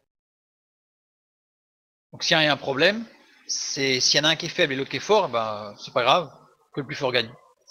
On a la vision collectiviste. Pour que Pierre et Paul s'entendent, il faut faire une loi. En fait, voilà. Si dans un atelier, il y a deux hommes qui s'entendent pas parce qu'ils utilisent deux machines-outils différentes, mais ils s'entendent pas parce qu'il y en a une qui trouve que la machine-outil fait trop de bruit par rapport à l'autre, il faut tout de suite il faut faire une loi dans l'entreprise. Ça, c'est le collectivisme. Il faut faire une loi. Au lieu de régler le problème entre Pierre et Paul, on fait une loi, on fait une règle pour tous. Et le principe de subsidiarité, ben, il est au milieu. Il est au milieu. La subsidiarité, c'est que capacité individuelle reconnue. C'est-à-dire que comme le problème local, on cherche à le régler au niveau local. Ça veut dire qu'on considère que les personnes ont la capacité de régler ce problème. On ne les considère pas comme incapables. Ils sont capables de résoudre le problème. Cette capacité individuelle qui demande à être valorisée et à grandir d'ailleurs. La suppléance, soutien indéfectible de l'échelle supérieure. Pas de la hiérarchie, une fois de plus, je parle. Mais ça veut dire que l'ensemble du groupe est là pour soutenir ceux qui cherchent à trouver une solution. L'échelle supérieure, dont le rôle n'est pas que, entre guillemets, d'aider ceux de l'échelle inférieure. Le rôle n'est que d'aider, pardon. Elle n'est pas de remplacer. Elle n'est pas de dire, oh là là, vous n'êtes pas d'accord, boum, c'est comme ça. Elle est là pour aider à résoudre le problème, soutenir. Ce qui va permettre de valoriser les compétences et les capacités de ceux qui sont en train de résoudre le problème. On n'est pas dans un interventionnisme, merci, un dirigisme. On est là dans un soutien et dans l'aide. On voit ça dans Marc chapitre 6, versets 35 à 39. Comme l'heure était déjà avancée, ses disciples s'approchèrent de lui et dirent, donc de Jésus, ce lieu est désert et l'heure est déjà avancée, renvoie-les afin qu'ils aillent dans les campagnes et dans les villages des environs pour s'acheter de quoi manger. Jésus leur répondit, donnez-leur vous-même à manger. C'est une réponse qui paraît complètement déconnectée de la réalité. Jésus, qu'est-ce qu'il est en train de dire là? Il est en train d'appliquer les règles de subsidiarité et de suppléance. Là, il est en train de dire aux disciples, faites ce que vous pouvez faire pour régler le problème. Et moi, je vous aiderai après. Je ne suis pas là comme Moïse au début, dès qu'il y a un souci, ça me vient et c'est moi, hop, je fais un miracle et c'est formidable. C'est régler, faites ce que vous pouvez pour régler le problème, et moi, je viendrai en suppléance. Mais ils lui dirent, irions-nous acheter des pains pour 200 deniers et leur donnerions-nous à manger? Alors là, ils ne comprennent pas. Donc Jésus, il les aide, il leur dit, combien avez-vous de pain? Là, il les stimule à chercher. Alors, c'est pas vraiment aide-toi et le ciel t'aidera. Parce que aide-toi et le ciel t'aidera, c'est Jean de La Fontaine qui a utilisé ça pour se moquer, en fait, parce qu'il manque une notion, il manque une dimension dans le aide-toi et le ciel t'aidera. C'est que c'est pas aide-toi et le ciel t'aidera, c'est aide-toi et le ciel t'aide. Ce qui apporte une grosse nuance. La Fontaine a beaucoup joué sur les nuances. Par exemple, quand il a dit tout va pour le mieux dans le meilleur des mondes, une phrase très connue de La Fontaine, il a repris une phrase de Leibniz qui disait tout va pour le mieux dans le meilleur des mondes possible. Ça change tout. Le fait d'avoir enlevé le possible. Et là, c'est pareil, il a mis une phrase en fait qui se moque un petit peu du christianisme en mettant le t'aidera au futur. Donc, c'est une petite parenthèse, fermons la parenthèse. Bon, en tout cas, les disciples ici, Jésus va les aider à résoudre le problème. Il va les aider, il va les amener sur le chemin. Et quand ils pourront plus, parce qu'ils seront au bout de ce qu'ils pourront faire, alors lui interviendra. Combien avez-vous de pain? Et les disciples disent, nous avons 5 pains et 2 poissons. Donc ils ont été plus loin. Ils apportent tout. Voilà. Donc ça, c'est le principe de subsidiarité et de suppléance que l'on trouve dans Jésus. Jésus n'est pas venu là en tant que chef suprême, quoi qu'il est le roi des rois et le seigneur des seigneurs, mais il est venu aussi en serviteur, donc c'est-à-dire qu'il est suppléant. C'est-à-dire qu'en fait, il nous aide à grandir et à aller jusqu'au bout de la résolution du problème, mais il ne va pas d'un coup de baguette magique, boum, ça y est, c'est formidable, Dieu a fait encore un miracle. Quand il y a besoin, il le fait. S'il n'y a pas besoin, il ne le fait pas. En tout cas, le miracle, c'est surtout de nous aider, de nous renouveler. Nous avons la vision individualiste à nouveau. Dans la vision individualiste, l'homme est tout puissant. En fait, il y a des gens qui sont incapables, mais il y a des gens qui sont super forts. Ce sont des superman. Dans le monde libéral, on va nous montrer quelques hommes d'affaires qui ont réussi. Ce sont des superman. Parce qu'ils ont réussi des choses incroyables. Et on a la vision collectiviste, où l'homme est incapable. Pourquoi il est incapable? Puisqu'il faut qu'il y ait des lois qui gèrent tout, qui régulent tout, qui fassent tout, enfin bref. Il est déterminé par les lois.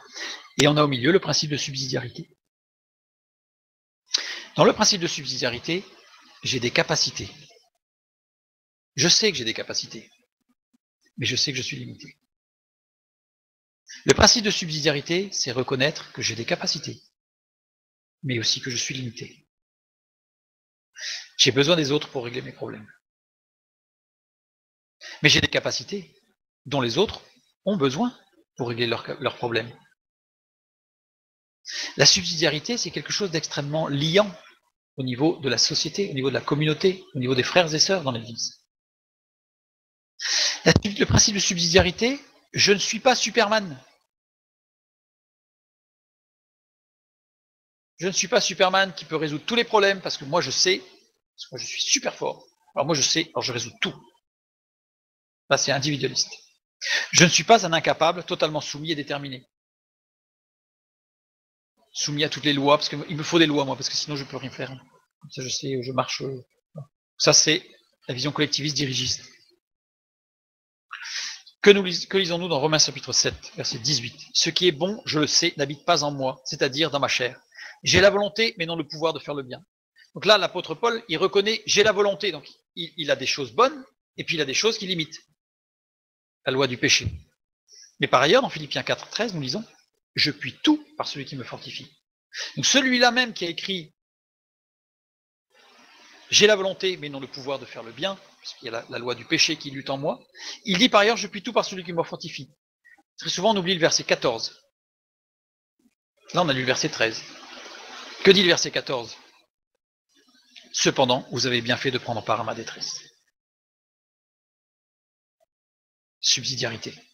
L'apôtre Paul dit, je puis tout par celui qui me fortifie, mais vous avez bien fait, mais vous avez agi selon le plan de Dieu en prenant part à ma détresse. Je puis tout par celui qui me fortifie, parce que celui qui me fortifie me permettra d'avoir des frères et sœurs qui me porteront quand je serai faible. Donc, je ne suis pas tout puissant, mais j'ai des capacités. Et par l'esprit, je puis tout par celui qui me fortifie, parce que je fais partie du corps de Christ.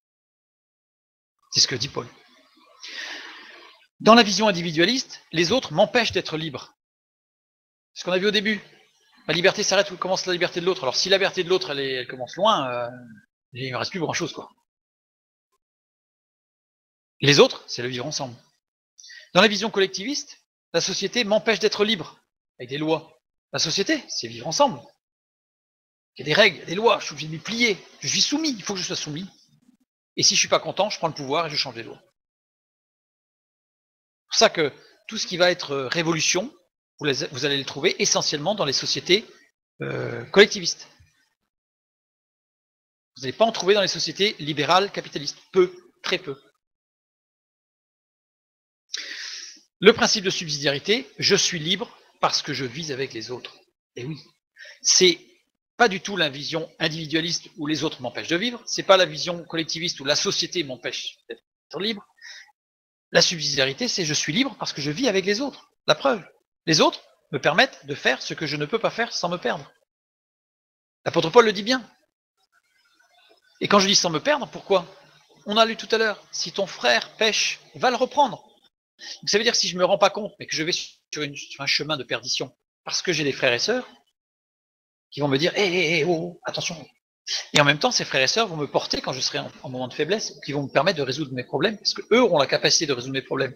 Et moi, j'aurai la capacité de résoudre certains de leurs problèmes. Ma liberté est de pouvoir participer à la nature de Christ. C'est Christ qui me rend libre, c'est ce que dit l'apôtre Paul.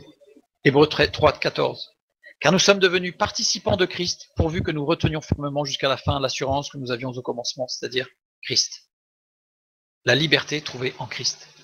Alors je deviens participant de la nature de Christ. 2 Pierre, afin que par elle, par les promesses de Dieu, vous deveniez participants de la nature divine en fuyant la corruption qui existe dans le monde par la convoitise. Galates 5. Frères, vous avez été appelés à la liberté seulement. Ne faites pas de cette liberté un prétexte de vivre selon la chair, c'est-à-dire individualiste. Mais rendez-vous par la charité serviteurs les uns des autres. Ça, c'est la subsidiarité. Je ne suis pas libre parce que je fais ce que je veux, mais parce que je participe au corps de Christ. En tant que chrétien, je ne suis pas libre parce que je fais ce que je veux, je suis libre parce que je participe au corps de Christ. C'est ça, la véritable liberté. On va conclure. Le principe de subsidiarité me permet d'être réaliste sur ma nature pécheresse, me permet de faire ce que je ne pourrais pas faire seul, parce que si je suis seul, il y a des choses que je ne pourrais pas faire, mais là je fais partie d'un corps, et donc, si je suis une main du corps, heureusement qu'il y a des pieds pour se déplacer. Voilà. Donc, la subsidiarité, la vie avec les autres, le vivre ensemble dans le corps de Christ, me permet de faire ce que je ne pourrais pas faire, me permet d'être participant de la nature de Christ, me permet de grandir en apprenant des autres. Vivre ensemble. Ça crée des problèmes de vivre ensemble. Celui qui dit que ça ne crée pas de problème, c'est qu'il n'a pas vécu en groupe. Parce que vivre en groupe, ça crée des problèmes. Mais vivre en groupe, ça résout les problèmes. C'est justement parce qu'on est en groupe qu'on peut résoudre les problèmes. Et si on a des problèmes créés par le groupe et qu'on résout les problèmes, alors je grandis. Je grandis parce que j'apprends à connaître la nature humaine, ma propre nature. J'apprends à grandir et donc je pourrai aussi aider d'autres. Je grandis. Vivre ensemble me permet de construire, me protège de la chute, comme on a vu tout à l'heure. Me permet donc de me réaliser. Alors j'ai mis ça exprès entre guillemets, parce qu'aujourd'hui dans notre société, se réaliser, c'est assouvir ses désirs individualistes. Alors qu'ici, c'est au contraire. C'est être heureux, rejoindre le plan de Dieu, être libre, c'est-à-dire faire partie de la nature de Christ. Vivre ensemble me rend fort. Ben oui, puisque je peux faire des choses que je ne pourrais pas faire tout seul. Je suis beaucoup plus fort. Je peux résister beaucoup plus à certaines choses avec mes frères et sœurs que seul. Mais ça me rend serviteur aussi, puisque je suis au service de mes frères et sœurs. Donc je suis fort et serviteur. Ce qui me permet de devenir le prochain de celui qui tombe, parce que je suis heureux, je suis libre de la nature de Christ, et je grandis. Donc je peux être le prochain de celui qui tombe. La subsidiarité m'amène à quoi en fait? Elle me rend responsable. Responsable de moi et responsable des autres. Mais sans être dirigiste. En suppléance. Comme mes frères et sœurs sont des suppléants. Et c'est ça le corps de Christ. Nous faisons partie de la nature de Christ. Nous sommes libres ensemble. Et là, on peut lire le psaume 133 de façon extraordinaire. Cantique des degrés de David. Voici, ô qu'il est agréable, qu'il est doux pour des frères de demeurer ensemble. C'est comme l'huile précieuse qui répandit sur la tête, descend sur la barbe d'Aaron, qui descend sur le bord de ses vêtements. C'est comme la rosée de l'Hermon, qui descend sur les montagnes de Sion, car c'est là que l'Éternel envoie la bénédiction, la vie pour l'éternité. Avec mes frères et sœurs, le vivre ensemble. Le vivre ensemble. La problématique de la subsidiarité, c'est de trouver ou déterminer le bon niveau d'échelle. C'est-à-dire, à quelle échelle du groupe tel ou tel problème doit se résoudre. C'est ça, le problème. Mais il faut autre chose. On va le voir. Parce que si j'ai la communauté famille qui est englobée dans la communauté ville, donc là, j'ai pas pris l'église, j'ai pris la ville, communauté région, qui elle-même est prise dans la communauté nation, qui elle-même est prise dans la communauté monde. Vous voyez, donc, c'est un emboîtement, en fait. C'est un emboîtement. Nous sommes tous, comme l'église est un emboîtement d'un corps national et qui serait l'emboîtement de l'église du corps de Christ. Par exemple. Prenons un exemple. Les enfants font du sport. Ça, c'est de la responsabilité de la famille, qu'ils soient équipés, qu'il ait les vêtements de sport, les chaussures de foot s'il fait du foot, j'en sais rien, ou des raquettes de ping-pong s'il fait du ping-pong. C'est de la responsabilité de la famille. Mais c'est de la responsabilité de la commune, de la ville, d'avoir des infrastructures pour faire du sport. C'est pas la famille, elle peut pas régler le problème pour construire une salle de sport. Donc ça va être au niveau de la commune, de la ville. Mais la ville seule ne peut pas. Il faut des financements. Donc on voit qu'il y a des niveaux de responsabilité. Au niveau de la nation, il faut des règles de la fédération, par exemple. Il faut une fédération de football, je ne sais pas, pour qu'il y ait des règles, des assurances, toutes sortes de choses. Et au niveau monde, bon, j'ai pris l'exemple, mais il faut des règles de compétition, par exemple. C'est juste pour montrer qu'on monte en niveau d'échelle. On peut aussi réfléchir en niveau de responsabilité. Voilà. Pour montrer, j'ai pris cet exemple pour montrer que ce sont des niveaux de responsabilité, mais qu'il n'y a pas de hiérarchie. Parce que souvent, dans notre esprit, il y a une hiérarchie. Il faut que j'aille voir le chef. Mais quelque part, c'est se dédouaner aussi. Alors, quand on va voir le chef, il y a deux raisons. C'est soit on se soumet et donc on va vers une communauté dirigiste. Dans le chef, il sait tout, il va trouver des solutions parce que lui sait. Soit individualiste. Je ne vais pas voir le chef parce que moi je sais que moi je vais résoudre le problème. Bref, notre état d'esprit en tant que chrétien doit être à tout niveau de la société, dans notre vivre ensemble, subsidiarité. Et respect des règles évidemment, mais subsidiarité. Donc il faut autre chose que trouver ce niveau d'échelle ou cette responsabilité que l'on peut trouver assez facilement. Il faut un bien commun. Là en l'occurrence c'était le sport. Il faut qu'il y ait quelque chose de commun pour qu'on puisse vivre ensemble. Sinon, aucun intérêt. C'est pas possible. Ou une vision commune. Prenons un exemple, la vision de l'enfant. Doit être la même dans la famille, dans l'école, dans la ville, et dans le ministère de l'Éducation nationale, par exemple. Parce que si la vision de l'enfant n'est pas la même, il va y avoir forcément une distorsion dans les prises de responsabilité, et donc une grande difficulté à résoudre les problèmes. Puisque si les visions ne sont pas les mêmes, si elles sont divergentes, encore plus. Raison pour laquelle, d'ailleurs, dans ce système-là, très dirigiste de notre État, l'école à la maison est très mal vue. Parce que c'est une communauté à part, qui ne se soumet pas aux règles du dirigisme. Donc, l'école à la maison est quelque chose vu comme négatif. Fermons la parenthèse. Et dans les orientations européennes, ça j'ai pris l'exemple parce qu'on est en Europe, et donc il y a des directives européennes par rapport à l'éducation nationale. Prenons Matthieu 19, 16.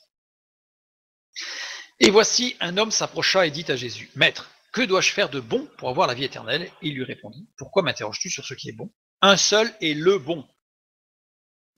Le mot bon ici, c'est agathos, c'est-à-dire le bien. Un seul est le bien. C'est le centre de tout, Dieu. Le point commun que nous devons avoir, la vision commune que nous devons avoir, c'est Dieu. Quand on dit Dieu, c'est tout Dieu, Christ. Évidemment, là, je ne suis pas en train de faire de l'œcuménisme, absolument pas. Je suis en train de dire qu'en fait, dans l'Église, notre point de convergence qui va permettre d'exercer la subsidiarité, c'est pas la sortie du dimanche soir, c'est pas les jeunes qui vont faire une petite sortie ou qui vont jouer au sport tel jour ou qui vont faire une compétition inter-église, c'est pas ça. C'est Dieu, la parole de Dieu, Christ, notre Sauveur, notre Seigneur. Ça doit être le point concentrique, le centre de toute notre vie et qui va dynamiser la subsidiarité. Si on n'a pas Dieu comme centre, Jésus-Christ a bien dit, il est le seul bien. Si on n'a pas le bien commun, on ne pourra pas, on sera forcément divergent sur soit du dirigisme, soit de l'individualisme. Le seul moyen de rester dans la subsidiarité, pardon, je vais y arriver, c'est Christ. Parce que c'est le seul qui nous rend libres. Véritablement libres de participer à la nature de Christ, etc., etc. Et on reboucle. Une dernière chose très rapide. Ce que n'est pas la subsidiarité. La délégation. Certains vont vous dire, ah si, mais moi je fais de la subsidiarité, je délègue. Déléguer, c'est je concède à l'autre de mon pouvoir. Ça veut dire que là, il y a une hiérarchie. Or, dans la subsidiarité, il n'y a pas de hiérarchie. Il n'y a pas de hiérarchie. C'est juste une échelle de groupe. La délégation, c'est de l'individualisme. Je donne un morceau de mon pouvoir à cette personne, lui, parce que lui, il est bon. Ça, c'est l'individualisme. Un autre point qui n'est pas de la subsidiarité, c'est l'empowerment. Je ne sais pas si vous avez déjà entendu parler de l'empowerment. C'est à partir d'un mot anglais, en fait. C'est donner du pouvoir. Parfois, on l'appelle l'autonomisation. L'autonomisation. C'est-à-dire qu'en fait, résumé, c'est un manager qui va dire « Vas-y, sois entreprenant, innove, crée. Donc vas-y, fonce. Moi, je crée l'infrastructure, le contrôle de gestion, le reporting, les tableurs Excel, tout. Ah, comme ça, je vais vérifier que tu travailles bien. » Ça, c'est pas de la subsidiarité. C'est ce qu'on appelle de l'empowerment. C'est du dirigisme. En fait, on fait croire, on lui dit « Vas-y, fonce, crée, innove. » Oui, c'est un peu du proactif. Vas-y, crée, moi, je vais gérer tout ce qui est derrière. Moi, je fais du reporting et tout. Je vais te cadrer, moi. Je vais te donner des indicateurs et tout. Moi, je vais savoir si tu bosses bien et tout. Je vais te diriger. C'est du dirigisme, en fait. C'est pas de la suppléance. Et maintenant, dernier point avant de conclure vraiment définitivement, ce que les hommes font aujourd'hui de la subsidiarité. C'est-à-dire, quand je dis les hommes, c'est les hommes politiques d'aujourd'hui. Vous allez voir que ça va commencer à arriver parce que les deux mouvements, en fait, individualistes avec le libéralisme et le capitalisme, et collectivistes avec le socialisme et le communisme, étant en crise, dans le sens où je l'ai dit tout à l'heure, et une évolution qui fait que c'est pas gérable, eh bien, on va commencer à entendre parler de subsidiarité. Avec une définition toute particulière que j'ai cherchée et que j'ai trouvée dans les documents sur l'Europe. L'Europe, les documents européens parlent de subsidiarité. Et voilà la définition de l'Europe. Vous pourrez la comparer ultérieurement avec celle que j'ai donnée au départ. J'aurais dû la mettre en dessous, ça aurait été sympathique. Le principe de subsidiarité consiste à réserver uniquement à l'échelon supérieur, donc déjà on a commencé par mettre une hiérarchie là, à l'échelon supérieur, ce que l'échelon inférieur ne pourrait pas effectuer que de manière moins efficace. Là on parle d'efficacité. Donc ça veut dire qu'il y a une gradation dans la capacité, donc on est en train de juger les gens là, pour atteindre le but choisi, quand même. Mais c'est pas le but, c'est pas le bien, pour atteindre le but choisi. Choisi par qui? L'échelon supérieur. Là, dans ce cas-là, nous ne sommes pas dans la subsidiarité, nous sommes dans le dirigisme. C'est un dirigisme déguisé. Et je suis absolument certain que sans beaucoup tarder, on va entendre parler dans la bouche de nos hommes politiques de subsidiarité. Mais ils l'appliqueront telle qu'elle est écrite, définie par l'Europe. À savoir, ce n'est plus une maxime politique dans le sens étymologique premier du terme, en sens principe de gestion de la vie ensemble, mais c'est devenu une maxime politique au sens moderne, à savoir un outil de gouvernance.